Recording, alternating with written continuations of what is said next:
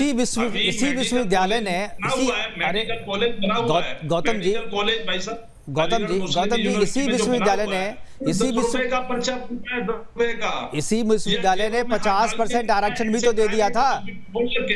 इसी विश्वविद्यालय ने धर्म के आधार पे 50% आरक्षण भी तो दे दिया था, तभी से तो मामला सामने आया है बवाल।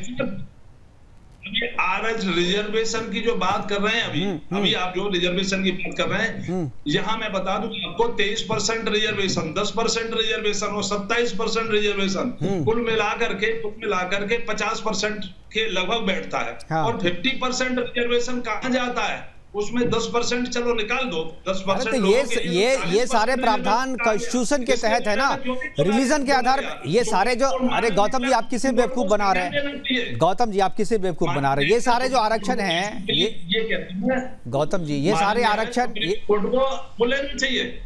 अभी 27% बैकवर्ड का रिजर्वेशन है, 23% शेड्यूल कास्ट का, एसटी का और एससी का रिजर्वेशन है, 50% मान लो उसे, और उसके बाद 30% में 10% का रिजर्वेशन निकाल दो। 23% नहीं है वो 15% है।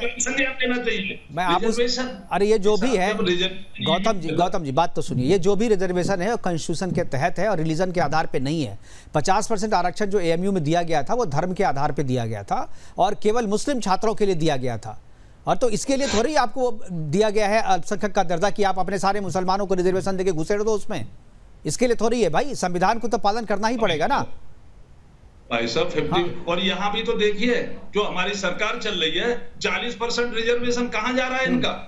यानी कहेंगे यानी बोलेंगे कुछ भी 40% रिजर्वेशन अभी माननीय सुप्रीम कोर्ट ने जो कहा था। अरे 40% 10% जो भी है वो तो संविधान के तहत दिया गया है ना गौतम जी। आपको जो ये बबेला हो रहा है कि आप धर्म के नाम पे मुसलमान होने के लिए 50% आरक्षण थोड़ी दे सकते किसी को।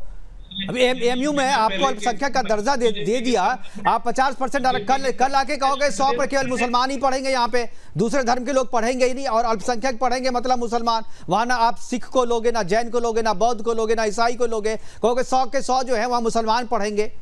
ये इसीलिए आपको दर्जा नहीं दिया जा रहा ना, बबेला तो इसी के कारण है ना। सर्व समाज के बच्चे पढ़ रहे हैं, ऐसी बातें नहीं है। पढ़ तो रहे लेकिन उनके साथ व्यवहार क्या हो रहा है?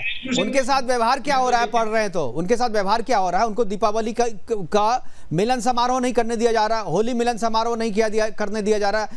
ईद के लिए वहां पर जो है आप लोग इफ्तारी करते हैं, लेकिन वहां पर दीपावली के दीप जलाने से नफरत है आपको, वहां दीप नहीं जलाने देते वहां लोगों को आप।